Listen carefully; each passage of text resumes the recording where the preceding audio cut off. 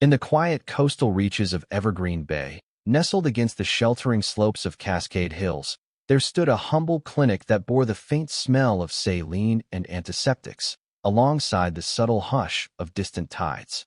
Though modest by any measure, Stone's Evergreen Clinic possessed a rare serenity, for it was staffed by none other than Dr. Alan Stone himself, a man whose war-honed hands belied his gentle eyes, whose kindness softened the lines of experience etched across his brow. Many a traveler and local soul sought him out for his steady composure and miraculous ability to piece broken bodies back together, an ability earned in the grim trenches of the Outer Colonies War, where he had once served as a medic. Word had spread through the region, as word often does in small towns, that an extraordinary visitor arrived under the cloak of early morning rain. Her name was Lyra Moraine, and she came not from any city of Earth, but from the distant world of Zarath, a place said to glitter with turquoise skies and silver forests. Indeed, Lyra possessed the signature hue of her people, skin of a faint, dusky purple that glimmered beneath the fluorescent lights of the reception hall. A diplomat by trade, she carried with her an air of quiet authority and unwavering dignity, despite the intricate hoverchair that supported her fragile frame. For a decade, she had found herself unable to walk, confined to that adaptive device that hovered at knee level with a whisper of energy unknown to most dwellers of Cascade Hills. Yet, Lyra had not come to Earth for idle conversation or political dealings. Rather, she had sought the rumor of Dr. Stone's skill, his extraordinary talent for coaxing broken limbs back to function, his rumored willingness to attempt treatments that others deemed impossible. In Lyra's posture, there rested a glimmer of faith, a slender candlelight of hope in a long-forgotten corridor. 10 years she had suffered. 10 years had she prayed for a cure. Now, with eyes wide and searching, she placed her trust in this unassuming man, whose calm steadiness made even the most forbidding horizon seem surmountable. "I heard you might be able to help me."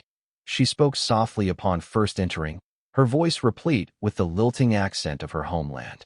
"Zarath's greatest minds have tried and failed, but they tell me that you, Dr. Stone, have a knack for the impossible." Alan Stone bowed his head with a humble laugh. He was neither a vain nor arrogant man, and the repeated praise from clients and colleagues always left him slightly ill at ease. "I promise no miracles, Ms. Moraine," he said gently, "only a willingness to try. And sometimes," he added with the smallest of smiles, "that is more powerful than certainty." Lyra's eyes shone, and she offered him a regal incline of her head. "Hope is all I have left, and if your skill extends half so far as rumor suggests, then I must place my faith in you." Such was the beginning of their unlikely acquaintance, as the hush of morning rain murmured about the windows, and as the sun struggled to penetrate the pale haze over the bay. The days in Evergreen Bay were measured by the hush of tides rolling in and out, by the sun cresting the ridgeline of Cascade Hills, and by the gentle lull that greeted the nights. For Dr. Alan Stone, each day carried a stream of patients, fisherfolk with twisted ankles, hikers battered by missteps along the rocky trails, elders whose knees had simply lost the resilience of youth. And in a secluded corner of his clinic's main hall, Lyra Moraine waited patiently, observing the swirling rhythms of Earth life with her large, curious eyes. From the moment of her arrival, it had become apparent that Lyra's condition was not merely physical. The advanced apparatus supporting her suggested the involvement of alien technologies that Earth had only glimpsed in fleeting diplomatic exchanges. Dr. Stone, unswayed by the novelty, simply devoted himself to learning, measuring, running quiet tests, and sometimes pausing to lay a hand gently on her shoulder in reassurance. Each test revealed more complexities, more mysteries. Lyra's spinal structure, though reminiscent of Earth biology, appeared to include trace amounts of a metallic compound unknown in any human body. Perhaps that was the hallmark of her world, which orbited a distant star. Where Earth spines possessed dense bone and flexible cartilage, hers included a lattice of shining filaments that glowed faintly under scanning equipment. Yet these filaments lay dormant, as if severed from their original power source. That was the reason that Lyra, who once walked and even danced upon the halls of her diplomatic station, had found herself paralyzed. Curious, enthralled, and determined, Alan devoted many an hour in his office to reading thick medical compendiums about Zarath physiology, what little information was available, that is. No one on Earth had ever attempted a procedure quite like this. Indeed, the only reason such data even existed was the gradual fraternization of scientists across the galaxies after the Outer Colonies War, wherein Earth had found a tenuous alliance with Zarath to stave off a yet more ominous threat. That fleeting unity had borne fruit in the form of limited cultural and medical exchanges, but it remained incomplete, overshadowed by the complexities of interplanetary politics. Lyra herself remained stoically patient during these sessions, her wide eyes occasionally shining with suppressed yearning. She answered Dr. Stone's questions as best she could, describing the medicinal traditions of her people, the attempts at advanced treatments that had all failed, the heartbreak that accompanied each new disappointment. Through it all, Alan never appeared daunted. He would press on, adjusting the angle of her leg braces, testing the nerve conduction in her ankles, or lightly running an instrument across the sole of her foot to monitor reflexes. "Your nerve responses are there," he murmured one day in mild astonishment, watching the reading flicker across the monitor. "They're simply not passing the signal beyond a certain threshold."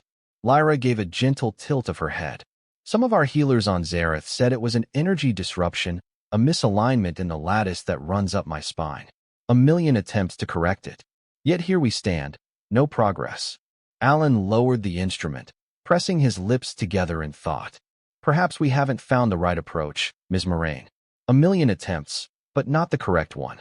Sometimes, the simplest method can be the key, like a single note that resonates in an uncharted corridor of your body's system." At those words, Lyra studied him, a flicker of wonder passing over her face. For a moment, she recalled one of Zarath's early healers saying something similar, an old man who had died before completing his research, one of the last practitioners of a more ancient healing tradition overshadowed by technology.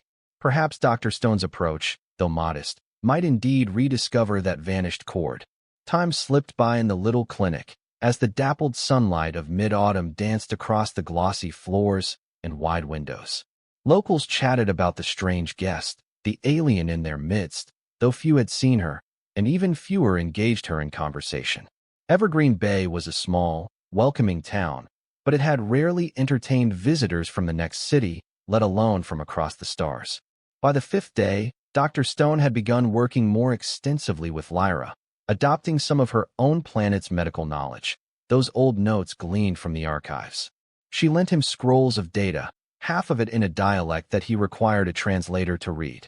Undaunted, Alan studied them nightly, often burning the midnight oil with a concentrated expression that belied his usual calm.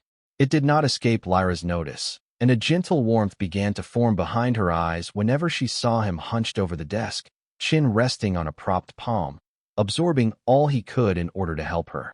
And so, one twilight, as the sky over Cascade Hills turned lavender and the sea breezes carried the tang of salt water through the open windows, Lyra ventured a request. "Dr. Stone," she said softly, "might I trouble you to explain your approach in simpler terms? I've read many of your Earth texts, but they feel incomplete." Alan looked up from a thick binder. "Certainly," he replied, and there was a softness in his voice. "I approach nerve regeneration through a combination of physical therapy and direct nerve stimulation. In typical spinal injuries, it encourages reconnection or rewiring around the damaged region. For you, though, it's not purely physical. There's an energy conduction aspect beyond normal Earth physiology." She listened with rapt attention. The idea that her body might be coaxed, gently, to reawaken those dormant pathways gave her more hope than she had felt in a long while. "And you truly believe it can be done?" she asked, her voice tremulous, as though she dreaded the answer. Alan's brow furrowed. "I do," he said at length. "Though I won't deceive you, it will be difficult. Hard work. We'll have to push the boundaries of what your body is accustomed to. But I sense potential in your physiology, and you yourself are still receptive. You want this. That matters." A small tear shimmered in Lyra's eye as she bowed her head. "Thank you," she whispered, "for believing in me." And so the next stage began. Carefully devised physical manipulations, guided by Alan's knowledge of wartime triage and the advanced theories gleaned from Zarath's old archives. He would place his fingers at the precise spots of her spine, pressing gently, sometimes humming to generate vibration. He discovered that certain tones caused a faint ripple of luminescence in her spinal filaments. By layering physical therapy with those harmonic touches, a spark of new conduction emerged. Lyra's first sign of progress was a subtle twitch in her foot, so subtle that one might have dismissed it as a spasm. But Alan's trained eyes caught it instantly. "You moved," he breathed, excitement lighting his face like dawn. "Look!" Wonder suffused Lyra's features. She had felt it, the ghost of motion that she had longed for all these years. Though it lasted only a heartbeat, it was enough to tell her that the path to walking again might truly be within reach. News of Lyra's improvement spread quietly through the small staff at Stone's Evergreen Clinic, creating a sense of measured excitement.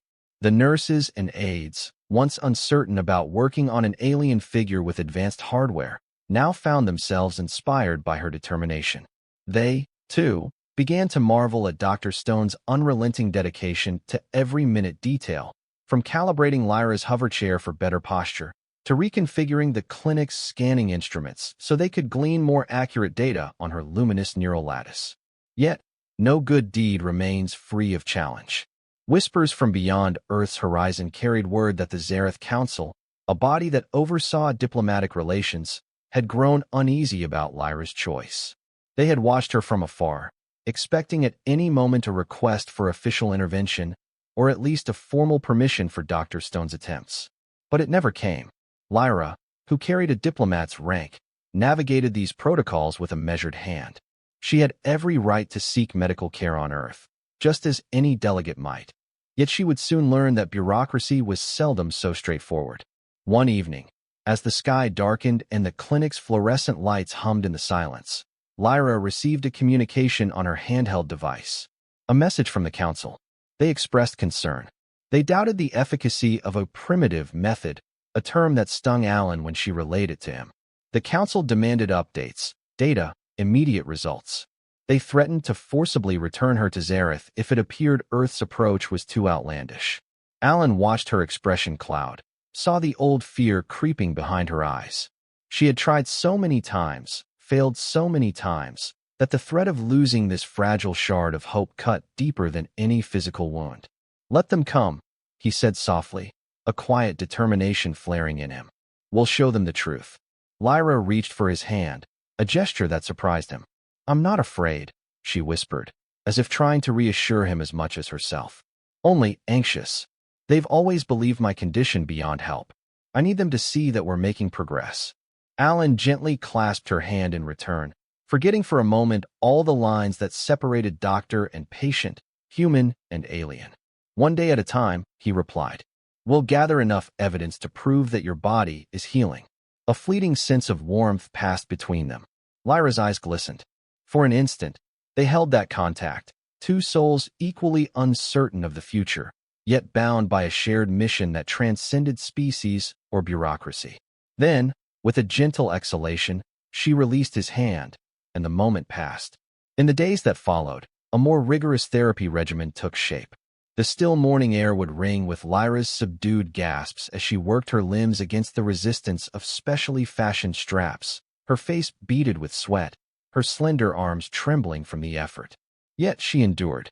Alan marveled at her resolve, reminding himself again and again that, for all the ethereal calm she projected, beneath her violet skin beat a heart of unyielding steel.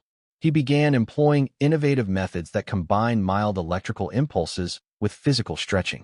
At times, he would support her legs gently, instructing her to focus on the memory of walking. "Visualize it," he would say. "Remember the sensation of stepping onto your home's floor, the feel of each toe pressing against the ground. Your mind is half the battle." Lyra found herself trembling under these new demands, but she obeyed. She pictured the spires of her father's estate on Zarath, where she had once danced under twin moons. She recalled the hush of a meadow at dawn, dew-laden grass tickling her bare feet. With each recollection, she strove to link the memory of motion to her present condition, hoping the lines in her brain would reconnect with her body. And sometimes, a spark of progress jolted through her. An involuntary twitch, a faint curling of toes, enough to coax a small, triumphant grin from Alan. Between these sessions, they would speak of her life, her people, her reasons for coming to Earth. Lyra, in turn, would quietly probe at Alan's war-torn past, gleaning from him bits and pieces of his service days. He rarely spoke of the war to anyone, but to her, perhaps sensing her sincerity, he revealed glimpses of the harrowing nights he had endured under bombardment in the outer colonies. She listened with compassion, never pressing too far. Over time, though, they discovered a shared truth. Each had known defeat, heartbreak, and the soul's silent longing to find purpose once more. Dr. Stone found himself approaching each new day with renewed anticipation, noticing how his heart quickened whenever Lyra entered the therapy wing. He attributed it to his desire for a breakthrough, at least on the surface. But a deeper part of him sensed the forming of a bond, a gentle connection that defied the boundaries of species or circumstance. This unspoken bond hung between them like a shared secret. Their progress, though steady, was not linear. Some mornings, Lyra awoke with pins and needles surging through her legs, a curious mixture of discomfort and faint hope. Other days, she felt numb, disheartened by the slow pace. Each time, Alan would stand by her side, reminding her that healing could be as fickle as the sea's tides, ebbing one day, surging the next. She grew to rely upon his calm, stoic encouragement. Word arrived from Zarath. A delegation would be traveling to Earth to see Lyra's condition for themselves. They would land in the broad city to the north, then make the journey by transit to Cascade Hills. The date was set, and an undercurrent of tension ran through the clinic's corridors as the day approached. Lyra, though proud, worried that her incomplete progress would fail to impress the notoriously skeptical council members. Alan's staff, for their part, hastened to compile data, to dress the therapy room in a semblance of professional refinement for alien visitors. Amid these preparations, a subtle evolution took place. Lyra's therapy sessions began yielding greater results. She could flex her ankles on command, albeit slightly, and her knees would bend faintly. On a memorable Tuesday afternoon, she managed to support herself for 3 entire seconds with minimal assistance, gripping Alan's arms for balance. The strain upon her face softened into sheer astonishment as she realized she was, in a sense, standing upright.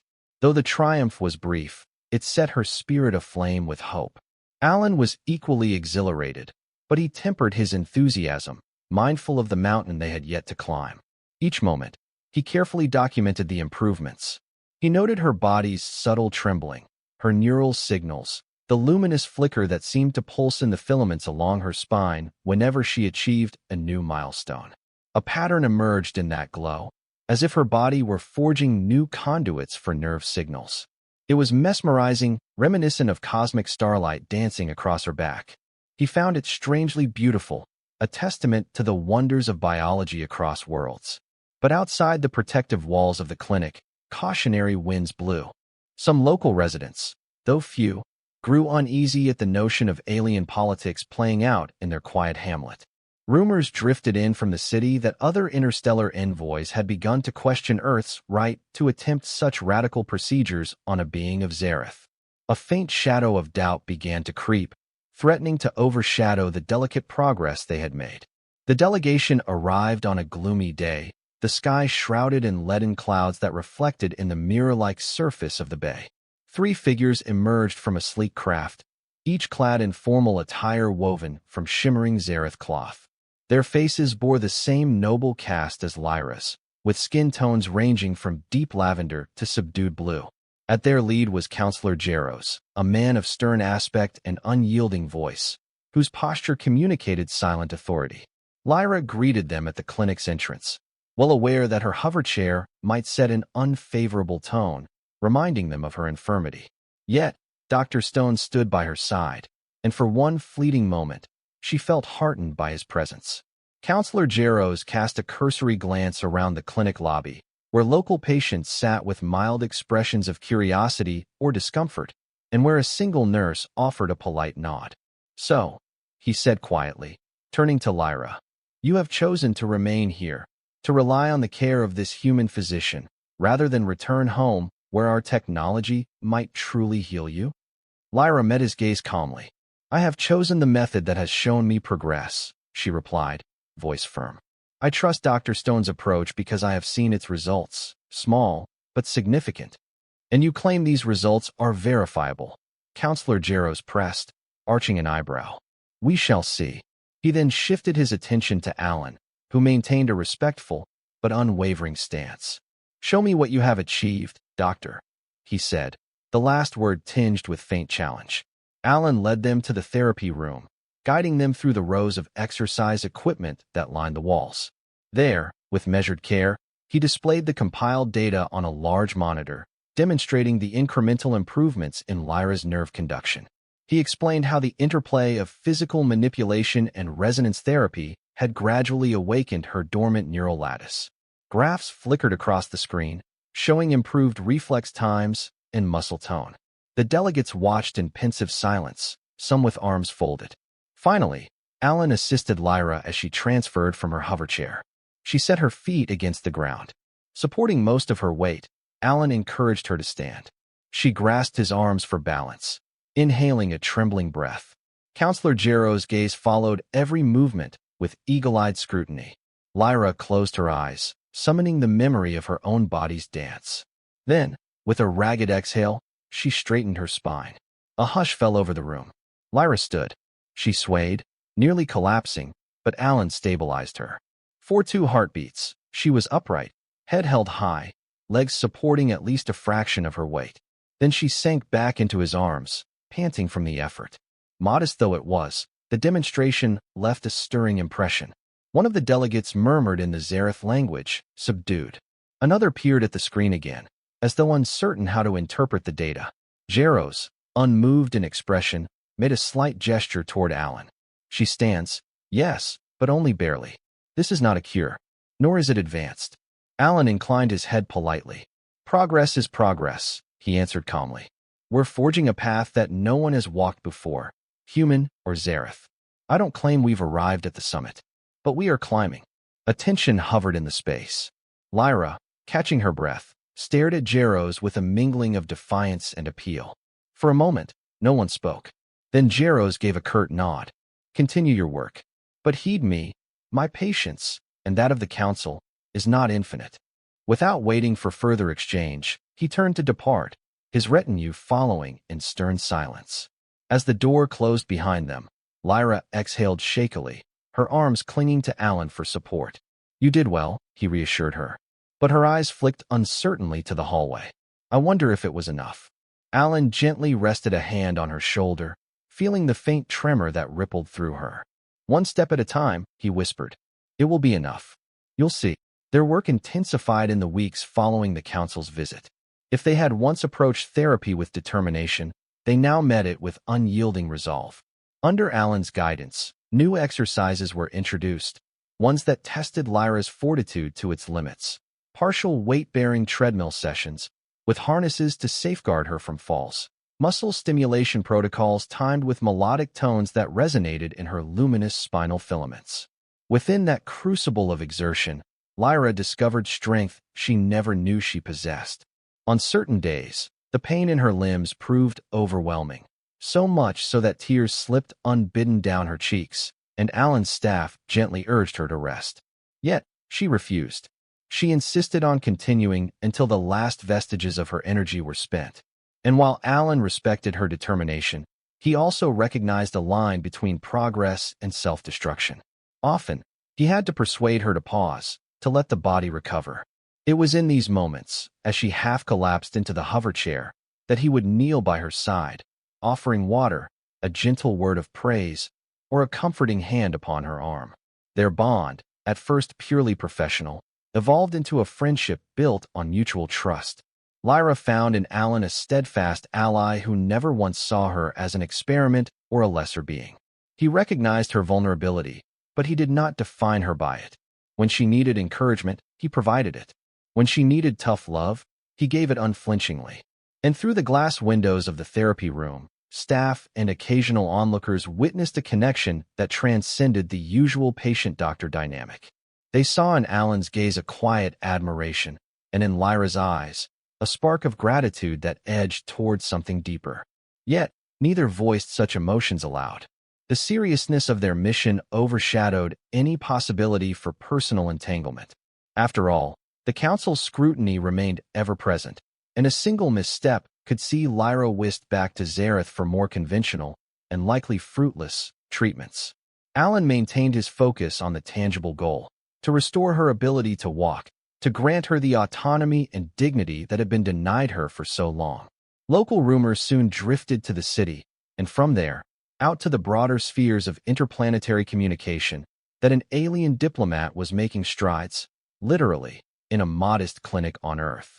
Skepticism abounded. Some believed the stories were exaggerated, a ploy by Earth's medical community to solicit attention or funds. Others speculated that Lyra Moraine was no true diplomat, but an actress in an elaborate ruse. But amid the cynicism, there grew a small but fervent curiosity about the technique Dr. Stone employed, a technique that blended manual therapy and resonance in ways unseen before. With curiosity came visitors, a handful of reporters seeking interviews, starry-eyed well-wishers with half-baked theories, even the occasional eccentric inventor offering contraptions that promised radical cures. Lyra found it overwhelming, though she tried to receive them with diplomatic courtesy.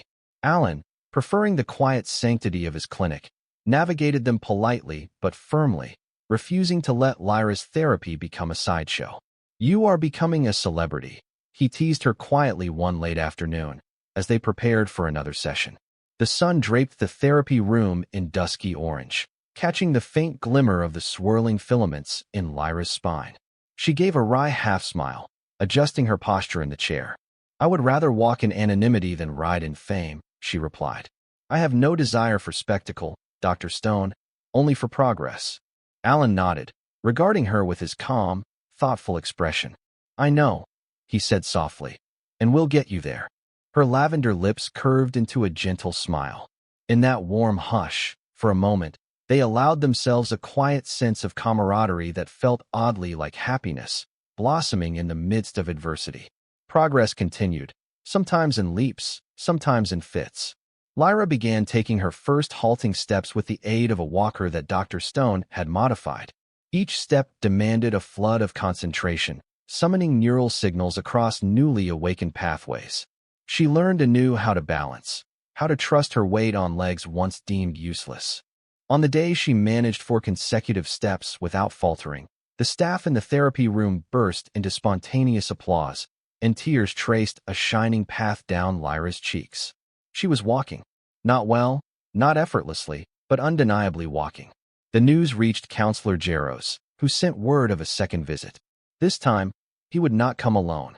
A higher representative from Zarath, affiliated with the medical council itself, would accompany him, eager to witness the rumored developments. The tone of his message remained guarded, but the undertone of disbelief wavered. Perhaps, Alan hoped, they would at last see that their so-called primitive approach held merit. Yet, on the eve of their arrival, a startling event shook the clinic. Late at night, just as the staff was finishing up chores, an intruder attempted to break in, some unknown figure, clad in dark attire, rummaging through patient records and research logs. Alan, roused by the silent alarm, confronted the intruder. Before the authorities could arrive, the trespasser fled, leaving behind only scattered papers and incomplete data files. It was a mystery that left everyone on edge. "Why would someone want these logs?" an exasperated nurse asked the next morning. "They don't contain classified Earth secrets. It's just therapy notes and scans." Alan, frowning, glanced toward Lyra. "Unless the data has become valuable to some party that wants to replicate or disrupt our method." Lyra's gaze darkened. "Or to sabotage us before the council arrives." The notion that her progress might be threatened stirred old feelings of powerlessness and dread. Alan rested a reassuring hand on her shoulder, promising that they would secure the clinic more thoroughly, that the local authorities would investigate. But the sting of vulnerability lingered. Despite the attempted theft, life carried on, for duty does not relent in the face of uncertainty. Lyra and Alan continued their regimen. He introduced an advanced stage of therapy, focusing on building strength in her core and hips. It was grueling. Each session ended with Lyra drenched in sweat, her breath ragged. But each session also ended with a small victory, A more stable stance, a steadier step, a flicker of improved reaction time in her lower extremities. In the quiet intervals, they spoke more openly than ever before. Lyra confided her fears about returning to Zarath, where her status as a crippled diplomat had once overshadowed her formidable talents. She recounted how, for years, she had felt diminished, overshadowed by the unspoken pity and scorn of her peers. Alan, in turn, opened up about the nightmares he still carried from the war, the men and women he couldn't save. Each word peeled back a layer of guarded reserve, forging a bond that pulsed with genuine empathy. This bond glowed most brightly one late evening, after an exhausting day's therapy. Lyra, trembling from strain, tried to stand from her hoverchair alone and nearly collapsed. Alan lunged to catch her, arms sliding around her waist as she clutched his shoulders. Their faces hovered inches apart, and for a breathless second, they simply stared. In her violet eyes, Alan glimpsed gratitude and longing.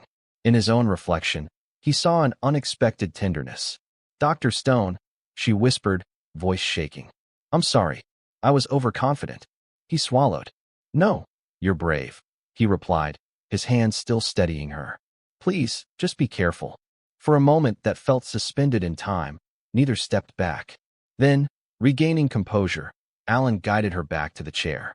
"Tomorrow," he said gently, "we can try again." Lyra simply nodded, the ghost of a smile on her lips, a flush coloring her cheeks in that subtle shade of amethyst. Neither of them commented on the electric tingle that had passed between them, but it lingered, unspoken yet undeniable. The day of the second council visit dawned bright, a swirl of crisp azure sky overhead, as though the cosmos itself had deemed to cast a favorable light upon the unfolding events. Counselor Jaros arrived alongside an esteemed figure known as High Medic Anareth, an older Zarath woman whose posture exuded wisdom and measured authority. Their retinue traveled by official transport, escorted by discreet security. Lyra greeted them in the foyer, standing beside her hoverchair, refusing to be seated when they arrived. High Medic Anareth gazed upon Lyra for a long moment, her expression inscrutable. "I have heard rumors," she said quietly, "that you have accomplished feats beyond expectation. I have come to witness these feats with my own eyes, to see if Dr. Stone's approach holds the promise of a cure, or if we chase illusions." Lyra squared her shoulders, drawing a steady breath. "I stand here of my own will, High Medic," she answered, attempting to mask her lingering quiver. "I would show you more than illusions." Alan escorted them into the therapy ward, accompanied by a few staff members. With a calm, methodical approach, he outlined the therapy protocols, the progressive data. On the screen, charts showed a clear upward trend. Lyra's neural conduction had risen from near zero to nearly half of normal function. Not perfect, but immeasurably better than before. Then came the demonstration. Holding lightly to a set of parallel bars, Lyra steadied herself. She drew in a measured breath, exhaled, and began to walk. Her steps were slow, deliberate, and at times shuddering, but each foot lifted and placed itself upon the polished floor in a steady cadence. The length of the bars might have been a mere 15 feet, but to Lyra, it felt like a marathon. The watchers saw the tension etched in her features, the determined set of her jaw. And when she reached the end, she managed to pivot, inelegantly, but pivot nonetheless, and walked back to the starting point. A hush cloaked the room. High Medic Anareth clasped her hands together in front of her, studying Lyra's posture as she sank onto a waiting chair. Counselor Jaros exchanged a look with Anareth, wearing an expression of reluctant wonder. "This," Anareth said finally, "is indeed progress." "It's only the beginning," Alan added quietly. "But it shows that by harnessing the synergy of physical therapy and resonance, we can heal what was thought unhealable." Anareth inclined her head. "Our people have always prized advanced technology, trusting machines more than our own ancient methods. Perhaps we have forgotten something fundamental. Dr. Stone, you may find that your approach resonates with the essence of Zarath's older traditions, ones overshadowed by time." Her words carried both an admission and a caution. "We," she concluded, "shall remain here briefly to observe further, to ensure that this improvement is genuine and lasting. If it is, then perhaps your clinic shall become the site of a pioneering endeavor between our worlds." At that, Alan caught Lyra's eye. A wave of relief mingled with excitement passed between them, for it seemed a new horizon had just opened. The delegation had not only withheld condemnation, but hinted at possible support. The promise of hope shone more brightly than ever. High Medic Zarath and her team spent the next few days monitoring Lyra's sessions, combing through data, and scrutinizing Dr. Stone's methods. They filmed, took samples, studied the luminous filaments along Lyra's spine with advanced scanners that Alan's clinic could only dream of. Yet, they did so respectfully, minding Lyra's comfort level, and occasionally acknowledging that their once unyielding skepticism had softened into genuine curiosity. For Lyra, the process was both exhilarating and exhausting. She allowed the medics to attach sensors, draw blood, measure her nerve impulses at all hours. Often, she felt as though she were existing in a fishbowl, every breath observed. Yet, each demonstration of her fledgling ability to stand or walk ignited a collective admiration from even the most stoic of researchers. Zarath herself proved particularly open-minded. She engaged Alan in lengthy discussions about the convergence of physical therapy and Zarath's ancestral methods. They debated the possible synergy between harmonic frequencies and muscle training, how the subtle vibrations might stimulate the dormant neural lattice in Lyra's spine. Some nights, they chatted well past the normal closing hours of the clinic, forging an unlikely intellectual partnership. Lyra, quietly listening nearby, could not help but feel moved by the sight of two worlds bridging a gap once deemed impassable. All the while, Counselor Jaros hovered in the background, occasionally frowning in thought, as if struggling to reconcile the scenes before him with his preconceived notions. Once, Lyra overheard him muttering to a colleague, "To think, after all these years, a human doctor might succeed where we failed. The council will be shaken." The days stretched into a week. Finally, Zarath gathered her team in the main conference room, summoning both Alan and Lyra. Her countenance was somber, but the corners of her eyes suggested a faint spark of optimism. "Dr. Stone," she began formally, "the Council of Zarath, and I as High Medic, cannot deny what we have witnessed. You have restored partial mobility to our diplomat, Ms. Moraine, a feat that surpasses a decade of fruitless efforts. We see in your methods a possibility we once dismissed." Alan nodded quietly, resting a hand on the back of Lyra's chair. The tension in the room was palpable. "That said," Zarath continued, "we must also ensure that further progress is not hindered. We propose a joint program, here at your clinic, to refine and expand these techniques, allowing Ms. Moraine to continue her therapy while also sharing knowledge with our own specialists." A breath of relief escaped Lyra. Then, to her surprise, Zarath placed a gentle hand on her shoulder. "Ms. Moraine, would you consent to remain here, under Dr. Stone's care, while collaborating with us to formalize these treatments? Your people and ours would benefit greatly." Lyra's gaze flicked to Alan, whose composure betrayed only a subtle spark of delight. "I would be honored," Lyra answered. "So long as Dr. Stone is agreeable, and so long as I can see this through until I can walk fully on my own." Alan nodded. "You have my cooperation," he said simply, though the weight behind his words conveyed far more. Thus, it was settled, forging a partnership that might change the course of interplanetary medicine. The days that followed burst with renewed purpose. Specialists from Zarath began arriving in small, carefully controlled groups, each bringing knowledge, scanning equipment, and precise instrumentation. Stone's Evergreen Clinic found itself at the epicenter of a remarkable synergy, where technology and simple, hands-on therapy coexisted. Where once the staff in the clinic outnumbered patients, now the halls bustled with men and women in sleek attire, conversing in both English and the musical lilt of the Zarath language. Despite the flurry of activity, Alan insisted that Lyra's routine remained sacrosanct. She continued her carefully planned exercises, with Alan's watchful presence at her side, guiding, supporting, sometimes scolding her to rest. Her progress, though steady, was not without setbacks.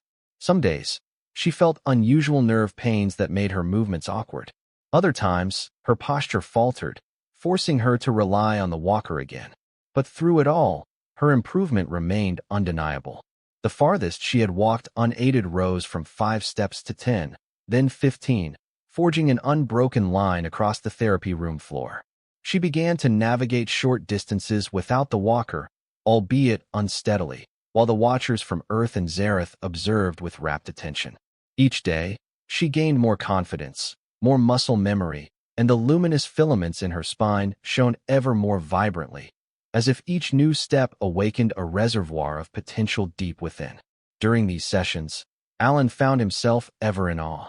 He had seen men broken by war who managed to stand again, but never had he witnessed such a profound transformation, layered with the complexities of alien physiology. And never had he felt such personal investment. Each victory, she claimed, ignited a corresponding flame in his heart. As for Lyra, she too recognized that her admiration for Alan was no longer mere gratitude. She had grown to rely upon his calm presence, to treasure each gentle word and reassuring smile. In fleeting moments, a deeper longing tugged at her, a longing to know if he felt the same stirrings that made her heart flutter whenever he stood near. But with so many eyes upon them, so many duties pressing in, she kept these sentiments cloaked, allowing her gratitude to shine openly, while her deeper emotions simmered unvoiced in the shadows. Not everyone embraced the new developments with open arms.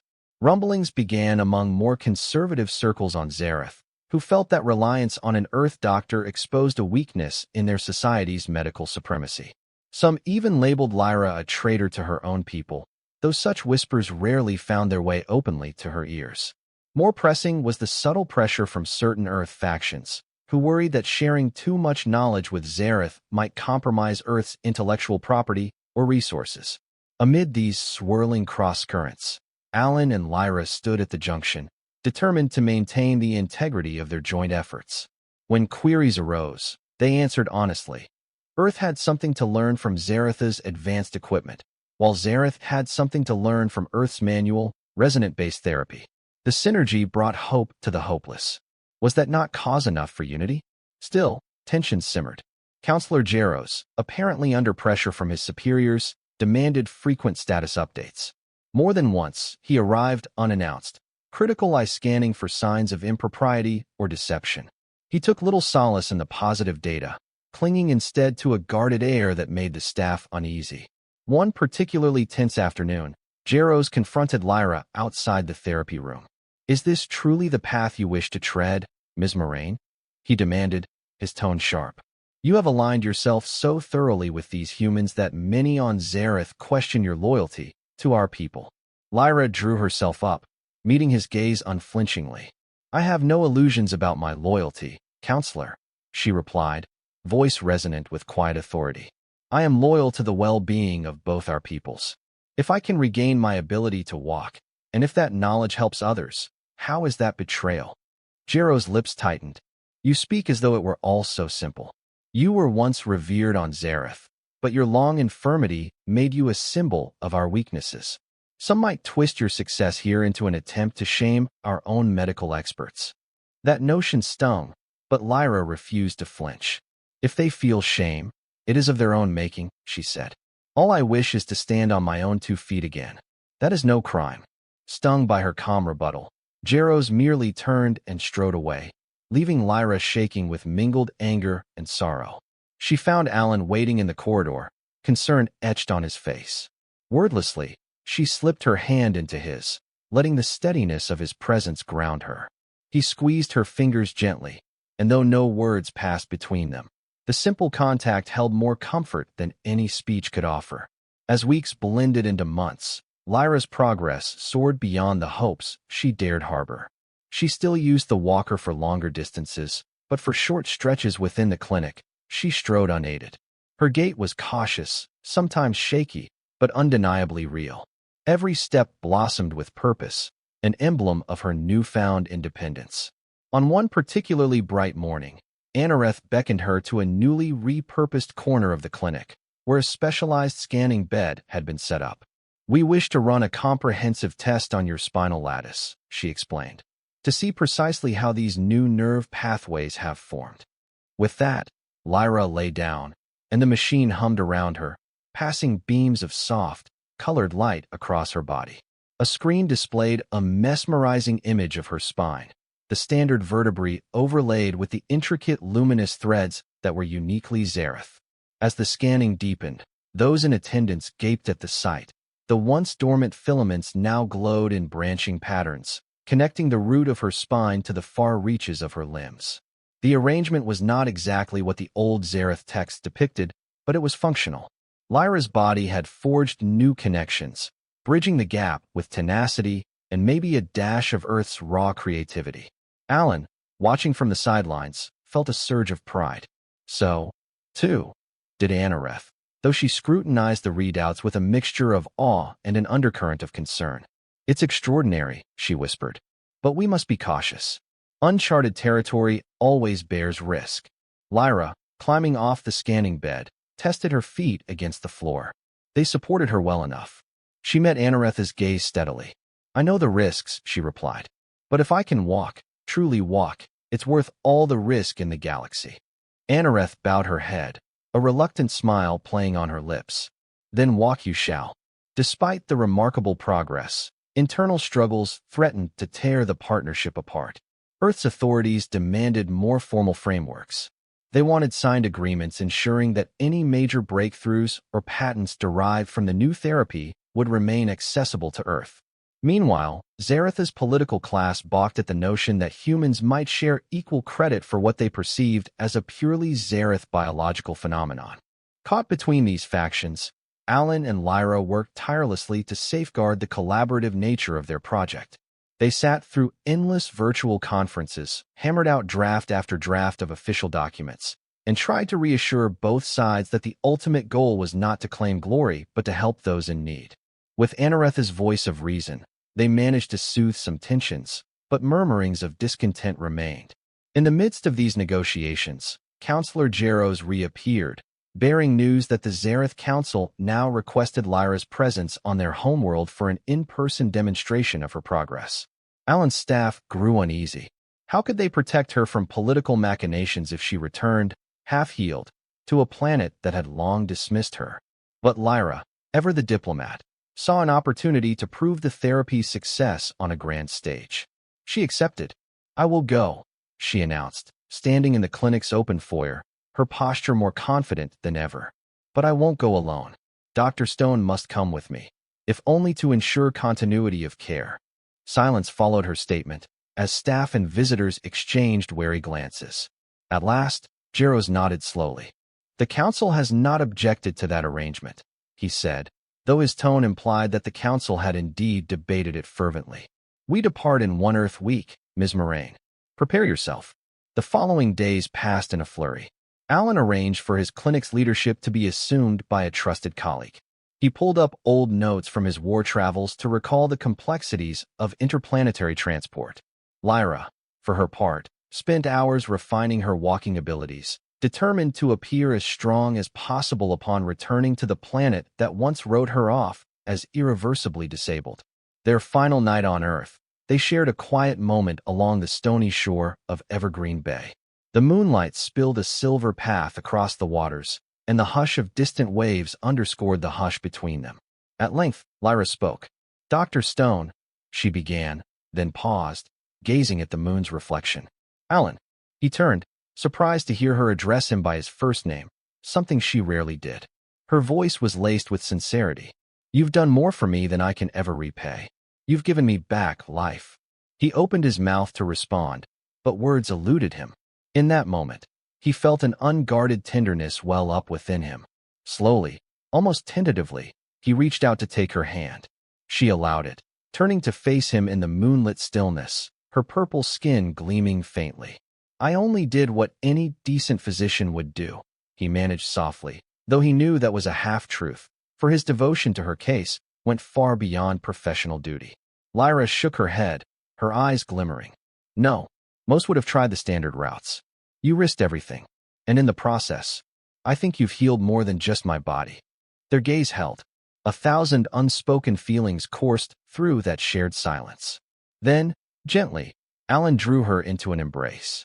The simple warmth of their contact, beneath the watchful moon, transcended the gulf between species. He felt her trembling slightly, whether from emotion or the exertion of standing, he knew not. He whispered, "We'll face Zarath together. And whatever happens, know that I won't abandon you."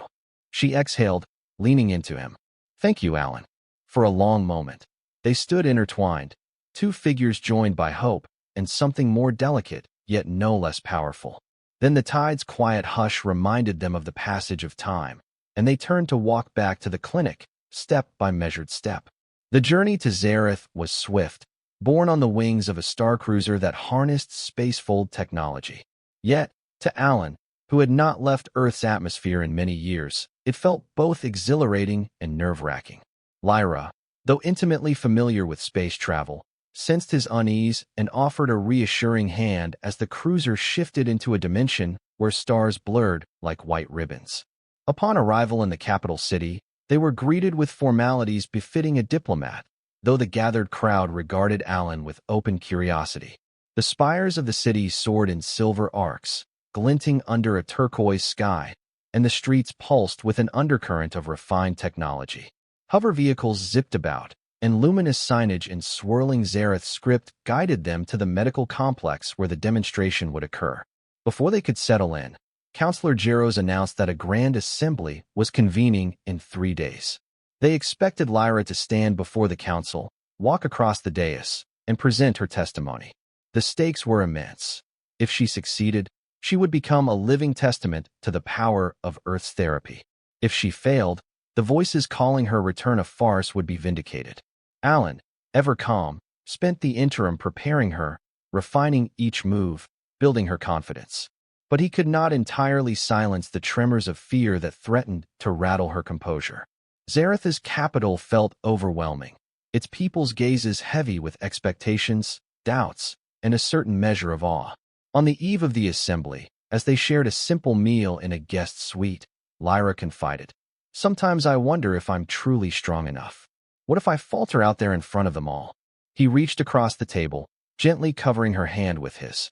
"We've come too far," he said gently. "Your own body has proven it can do the impossible. Believe in that, if nothing else." Her lips curved in a wistful smile, and for the briefest moment, she yearned to lean closer, to close the distance between them. But the labyrinth of politics and cultural norms stayed her. Tomorrow, after all, might shift the course of her entire life.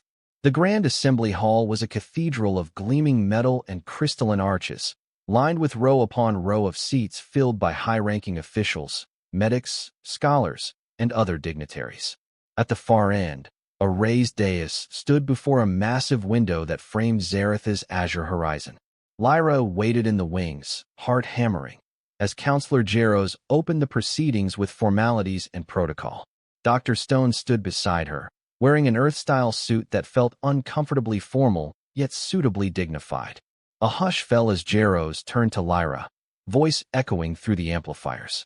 "Ms. Lyra Moraine, diplomat of Zarath, step forward if you can and address the council." Lyra inhaled, eyes flicking to Alan. He gave a small, encouraging nod. Then she stepped out onto the dais. Murmurs rippled through the assembly as she walked unaided to the center, each step carefully placed. Her posture was not perfect. The faint tremor in her legs was visible if one looked closely. But she moved forward, upright, guided by months of grueling practice and unyielding will. When she finally reached the center, she paused, turning to face the gathered officials. This was the moment. Her chest tightened, but she knew she had come too far to falter. She drew herself up, summoning all her training, both as a diplomat and as a patient who had fought to reclaim her body. "In my youth," she began, voice steady despite the swirl of nerves, "I ran through the moonlit meadows of Zarath. I danced in our great halls. Then an accident took my ability to walk. For years, I sought every remedy our world could offer, but none restored my freedom." She paused, letting them absorb her words. "Earth's doctor, Alan Stone has done what was deemed impossible.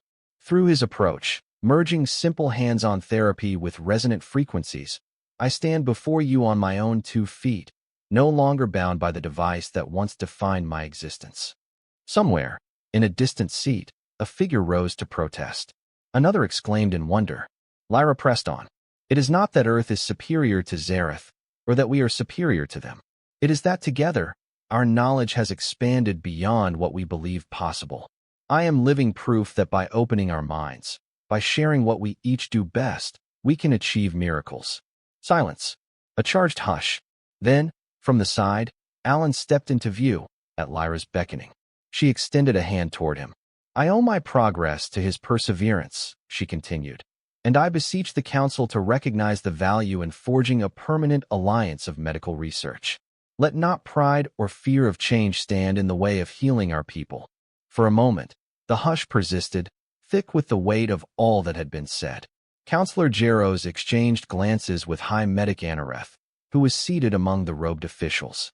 Then, from somewhere in the assembly, a slow, measured applause began. It spread, gathering momentum, rising into a chorus. Lyra's cheeks warmed, tears threatening as she realized they were applauding her, and more importantly, the achievement that transcended old boundaries. Jaros rapped his staff to restore order. Ms. Moraine, he said in a voice that faltered with subdued respect, your demonstration speaks louder than words. We cannot deny what we have witnessed. The Council will deliberate. But for now, let it be known that your journey stands as a beacon for all. The Council's deliberations continued late into the night, behind closed doors. Alan and Lyra waited in an antechamber, the tension thick enough to be cut with a knife. Finally, in the early hours, word arrived. A representative approached them, voice solemn. The Council has decided that your therapy, which merges Earth methodology with Zarath's advanced understanding, shall receive official backing.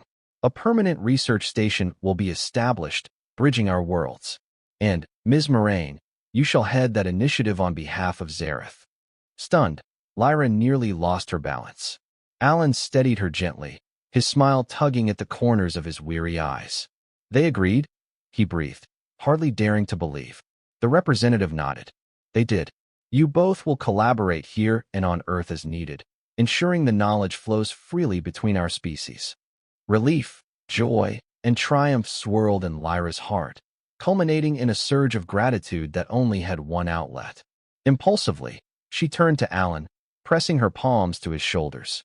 His eyes widened as she, trembling with emotion, rose to kiss him gently on the cheek. The hush of the corridor enveloped them. He blinked in surprise, then, with a tender warmth, bent his head and pressed his lips to hers. In that moment, the worry of onlookers, the constraints of decorum, all melted away. They were just two souls whose paths had intertwined, forging a bond that soared beyond any horizon. When they parted, Lyra's cheeks colored a deeper shade of violet, but her gaze glowed with unfiltered happiness. Dr. Stone, no less moved, softly murmured, I suppose, Ms. Moraine, we'll have a lot of work ahead of us. She laughed, eyes shining with tears of joy. Call me Lyra. And yes, Alan, a lifetime's worth of work, and a future where we stand as equals.